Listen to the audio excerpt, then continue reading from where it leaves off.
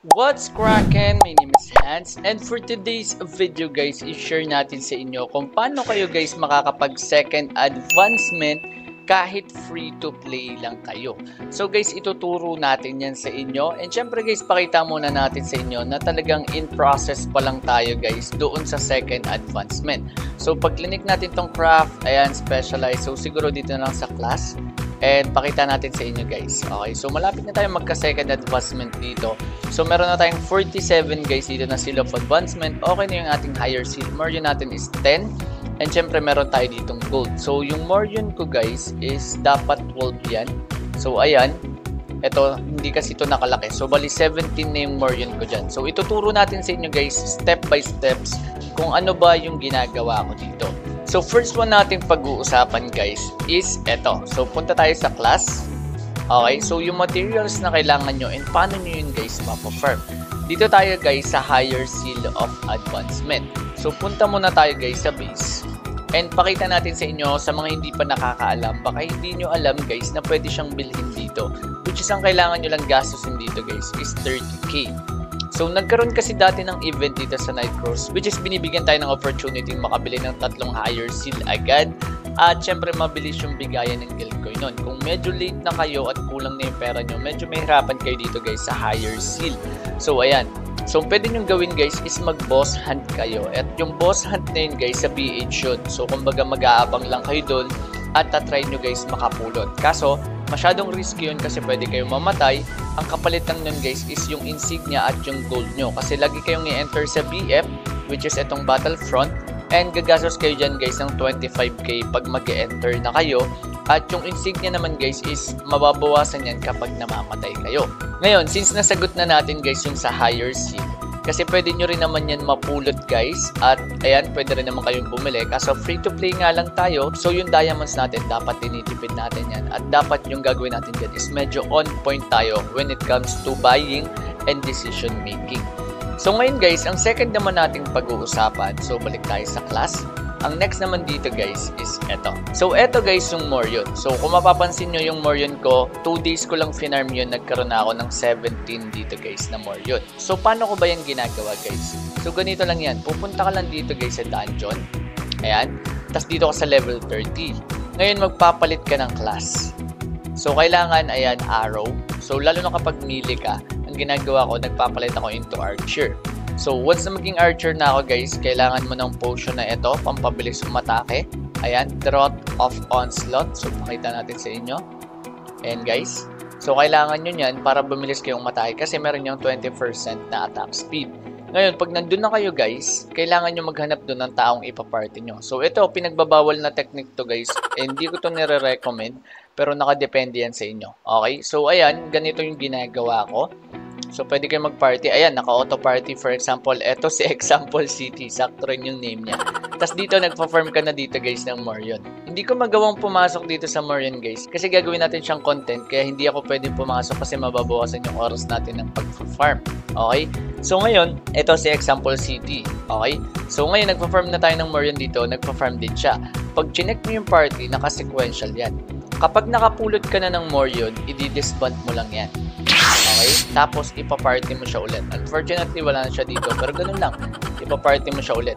And kung medyo nahihirapan ka na mag-farm dito, guys, ng Morion, lipat ka naman ng lugar. Tapos, hanap ka doon ng pwede mong ma-party, which is yung mga naka-auto dapat, guys. So, ganun lang ka-basic. And sa loob lang siguro ng sabihin nating 1 week, kaya mo na yung 50, guys, na Morion na yon. Okay? So, next one naman, dito naman tayo sa gold. So, sa gold, mga nahihirapan dito mag-farm ng gold, sobrang dali lang yan guys. Focus kayo dito sa daily quest kasi meron kayo nakukuhang gold dyan. So, for example, itong daily quest pag natapos mo, meron kang 8,900 na makukuha. And, ayan nga guys, ito naman yung next. Pag pumunta ka dito guys sa Bastumer Avenues, hanap ka lang dito ng mga kalaban na kaya mong patayin ng saglitan lang. Like, 2 to 3 hits lang. Mas maganda kung 1 hit, pero ayan, 2 to 3 hits, pwede ka mag-focus dito, tapos mag-archer ka lang, tapos makikita mo na pwede ka na dito guys agad magkaroon ng gold. So, unfortunately, wala nang event regarding din sa gold, na nag-up sila ng 120% ng gain sa gold. Pero ngayon, Ayan, since walang event, so siguro aabutin ka for the 3M. Aabutin ka siguro dyan guys ng mga 2 days or 2 to 3 days para makuha yung 3.5M. Pero kung sasamahan mo ng daily quest and also yung mga main quest, and also meron na rin kasi dito guys na party dungeon. So ayan, itong party dungeon makakuha ka dito sa stage 1 ng 250k. So kayang-kaya siya guys ng 2 days. Okay, so ayan, katulad nito, mga nagpa-farm yan ng gold. Pero yung iba dito kasi guys, bot yan.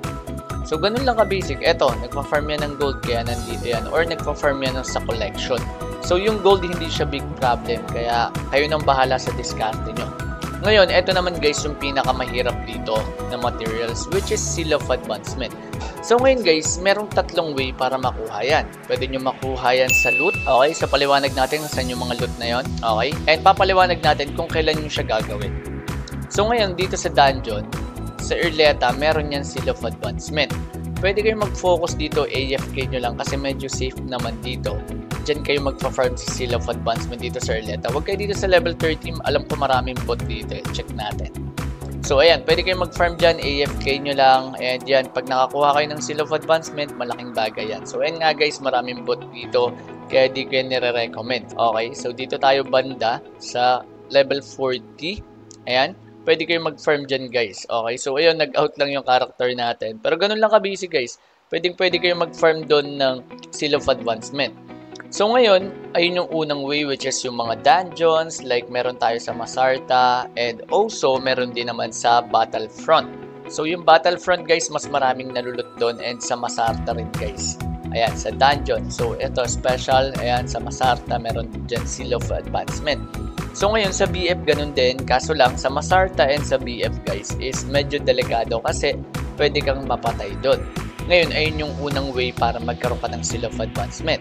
Second way naman guys is punta tayo dito sa class. Ayan.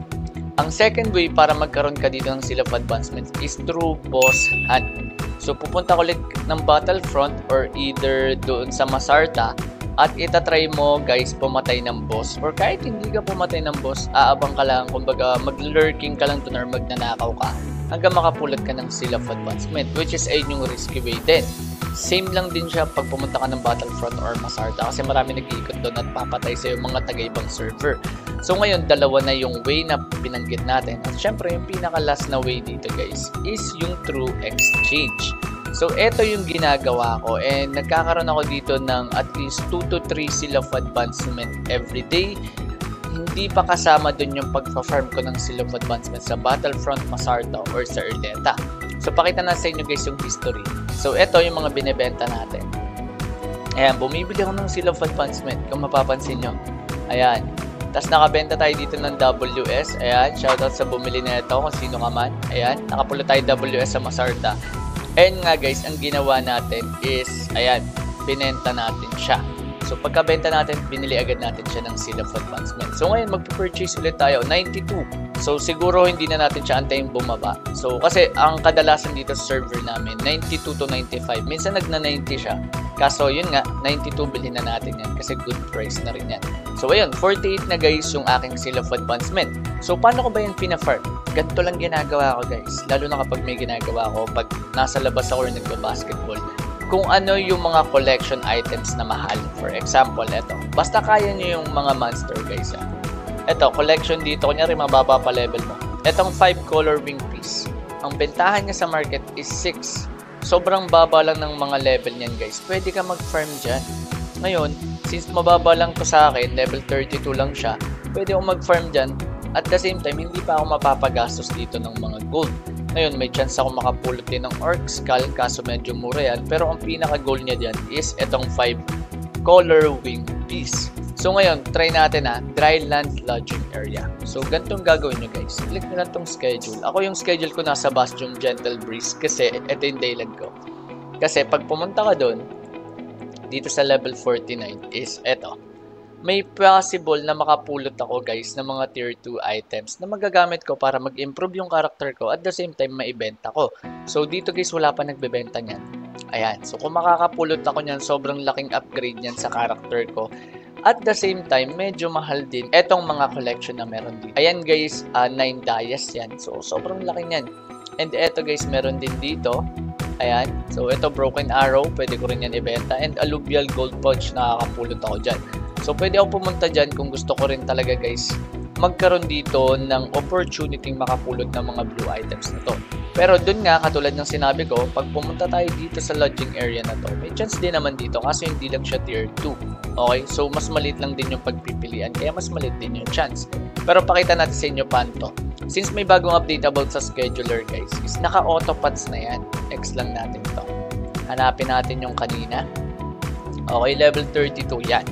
Click nyo lang yung plus hanggang 10 hours yan guys. Pag naubos nyo yung 10 hours, magre-replenish ulit yan. Mag-uulit yan. Okay, so pwede ka ulit mag-try. Unlimited yan guys. Dito guys, click nyo lang din itong schedule settings. Pwede yan pag namatay kayo, kusa na mag-gold restoration. And pwede rin ng kusang bumibili ng items. Ayan, kusang bibili yan guys ng mga pots like eto HP potion and also meron din tayo. Pwede rin etong Drought of Onslaught. Pwede rin naman yung TP and Spellstone. So ayan guys, meron din ditong auto hunt. Pwede nyong gawin is hanggang 20 meters. And yung manner mode guys, sa mga hindi nakakaalam, kapag may maatake na ng isang mobs, hindi nyo na-attack. So ayan yung manner mode. Ngayon, pag click mo tong start, ayan, automatic yan. So kung saan na rin yan, antayin mo lang, aatake na yan. Pero ang ginagawa ko, kapag kunyari may tao dyan at gusto kong lumipat ng pwesto, habang umaatake yung character ko, click ko na kagad yung W. Kapag PC yung gamit nyo. Ayan. So wait nyo lang. Ayan. Pwede ka nang lumipat ng pwesto. Lalakarin mo na lang. And yung scheduler is tuloy pa rin. So ganun lang ka-basic guys. And ngayon guys, since free to play yung pinag-usapan natin, additional ideas lang to, baka hindi nyo pa alam. Meron kasing update regarding dito sa Seal of Advancement na pwede nyo siya guys ma-craft. Kaso, ang kapalit lang nun is gagastos ka. At syempre guys, out of topic na siya kasi nga guys, is free to play yung pinag-uusapan natin. Pero ayun nga guys, additional idea lang. Etong mga hero light shirts na to, pwede nyo magamit yan para mag-craft ng 5 Seal of Advancement. At ang kailangan nyo dyan guys is 2. And para makakuha kayo ng ganyan na 2 guys, gagastos kayo dito at hindi ko yan nire-recommend. So nakadepende yan guys sa inyo kung gusto nyo ba siya talagang itry. And kung gusto nyo ba talagang gumastos dito guys. Pero yun lang, ang sabi ko sa inyo is free to play lang tayo. Kaya yun lang yung magiging saklaw ng ating content. And ngayon guys, kung napapansin nyo, nahihirapan tayo dito mag-farm. Pwede ka dito mag-change guys ng channel. Kaso, mag-e-end yung scheduler. Ngayon, pag nag-end yung scheduler guys, try nyo naman yung combat area nyo, try nyo siya guys pataasin. So, pakita natin yan sa inyo. Okay, so ulitin lang natin dito guys yung scheduler. So when guys, nabawasan tayo ng 2K. So ngayon, click nyo lang tong scheduler. 48 yan 148. So mababawasan ulit yan. Ayan, nabawasan ulit tayo. Ngayon, ang gagawin nyo guys is click nyo lang etong settings, then combat, then try nyo guys paabutin ng no limit. Or try lang natin siguro 40 kasi baka pumunta na sa ibang area ng map eh. So try natin combat, then 40 meters. Okay, so W ulit natin. Hanap tayo ng magandang lugar dito guys. Ayan. Pwede nyo i-W yun kahit maiwan na yung mobs na yun. Hindi naman mawawala dito guys yung scheduler. Okay. So eto medyo onti yung mobs dito. Try natin maghanap. Okay. So try siguro natin sa baba guys. Baka wala pa nagpo-farm doon. So hanap lang tayo. Okay. So check natin. Yun dito guys wala nagpa-farm. So pwede tayo dito. Ganun lang ka-basic and magtutuloy na yung scheduler na yan. So guys, add ko lang since nakaabot ka sa dulo ng video na ito. Meron guys na event na darating bukas which is May 21. Ang mangyari dun guys is kailangan mo mag-dismantle ng rare para makakuha ka guys ng Seal of Advancement. Pero chances lang yan. So ito guys, pakita ko lang sa inyo. Ito, rare, dismantle rare gear within the event period to obtain rare dismantling chest. So ito yung mga components na pwede nyong makuha. Adept Codex, ayan, Seal of Advancement 1 to 5. So ito lang muna focus natin since nandito tayo sa second advancement. So event yan bukas. So pwede nyong gawin since bukas pa naman yan at hindi pa alam ng mga ibang mga players yan. So ang gawin nyo guys is punta kayo sa exchange. Hanap kayo dito ng pwede nyong bilhin na mura guys na weapon. So for example, ito may 260 dito. Kanina may 200 nabili agad. So ito, hanap ka lang dyan ng rare guys. Ayan, 300. Ito may 200. Ito yung sinasabi ko. Pwede nyo bilhin to guys. Tapos dismantle nyo agad. So ganun lang.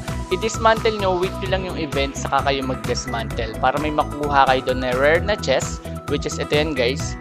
Ito, rare dismantling chest, and may chance kayo makakuha dyan ng Seal of Advancement. Pero katulad nga ng sinabi ko, marami ditong pagpipilian. So, hindi naman sure yun yung makukuha mo. So, pwede ka makakuha dito ng Alluvial, which is bound. So, sobrang hirap pa rin neta, guys. Okay, so rare yung kailangan mo, pero yun nga, pwede mo namang gamitin yung 200 mong diamond. So, magre-risk ka pa rin dito para sa Seal of Advancement. And tayo, ang ginawa natin kanina, bumili tayo ng isang Seal of Advancement. So, pwede kong igawin, guys, is yung Morion na meron ako dito is ibenta ko. Ayan, since saglit lang naman sa akin magkaroon ng Morion. May 7 akong Morion dyan. Isisell natin yan, tapos pwede kong ibili yan, guys, ng rare na item. Okay, so for example, meron tayong 7 dito. Try natin siyang ibenta dito, guys, ng 260. Okay, so 260. So may 7 tayo, benta natin siya ng 260. Ayan, or sabihin natin 250. 240 na lang, guys, para 34 each. Ganyan. So once na magka 240 ako, ayun, bibili natin yan, guys, ng weapon dito na tagto 200. Pero hindi pa yun sure, nakadepende pa yun. Try nyo muna pag-isipan. Pero yun nga yung pwede natin gawin dito since magkakaroon ng event. So additional info lang to, guys, sa mga manonood ng video na ito. So yun lang. At check nyo na rin, guys, yung notice regarding sa update kasi binanggit ko rin kanina yung higher seal kung saan may hirapan kayo makakuha ng guild coins. Pero yun nga, nagkaroon ulit, guys, ng update, which is yung update na yun, guys, ang mangyari sa guild coin. Pag in-order, clinic nyo tong order, 100 na lang tong refresh. Tapos, hanggang may makita kayong special. Pag clinic nyo yung special na yun, guys, 500 guild coins yung ibibigay nun. Unlike this one. So, ang makuha nyo lang dito, guys, is ito yung guild coin dito. For example, may journal ba tayo? Ayan. Ang nakuha kong guild coin dito, guys, is 160 lang. Pero doon, guys, every order 500 yung makukuha yung guild coin. So sobrang basic sa inyo. Hindi pa kasama yun, guys, ha. Hindi pa kasama dito yung pag-exchange nyo ng mga ito. So 500 agad yun once na matapos nyo yung quest. So ganun lang, guys. And sana, guys, may natutunan kayo sa video na ito. And kung may mga additional ideas or thoughts kayo regarding this video or regarding sa ating topic, please comment it down below para makatulong sa mga nanonood and also makatulong din sa akin, guys. So sana, guys, mag-follow kayo sa aking TikTok account and also, guys, subscribe on my YouTube channel para magkaroon na ako dito, guys, ng chance magka-seed or ma-sendan nyo, guys, ng seed through the SSS program. So maraming salamat, guys, and God bless.